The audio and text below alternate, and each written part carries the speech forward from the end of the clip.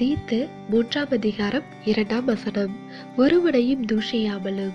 கிறிஸ்துவுக்குள் அன்பானவர்களே, தேவனுடைய பிள்ளைகளாகிய நாம் சகல விதமான நற்கிரியைகளையும் செய்ய எப்பொழுதும் ஆயத்தமாய் இருக்க வேண்டும். நமக்கு வாய்ப்பு கிடைக்கும் போதெல்லாம் நற்கிரியைகளை செய்துவிட வேண்டும். நாம் மற்றவர்களுக்கு நன்மைகளை செய்தால் மாத்திரம் போதாது, தீமையான காரியங்களை செய்யாமலும் இருக்க வேண்டும். நாம் மற்றவர்களை தூஷிக்க கூடாது, யார் மீதும் வீணான பழிகளை சுமத்தக்கூடாது, மற்றவர்களை பற்றி பேசுவதில் மகிழ்ச்சி அடையக்கூடாது. நம்மால் முடிந்தவரை மற்றவர்களுக்கு நன்மையான காரியங்களை செய்து நன்மையான வார்த்தைகளையே பேச வேண்டும். நாம் ஆண்டவராகிய இயேசு கிறிஸ்துவோடு வாழ வேண்டுமென்றால் நாம் மற்றவர்களை தூஷிக்க கூடாது.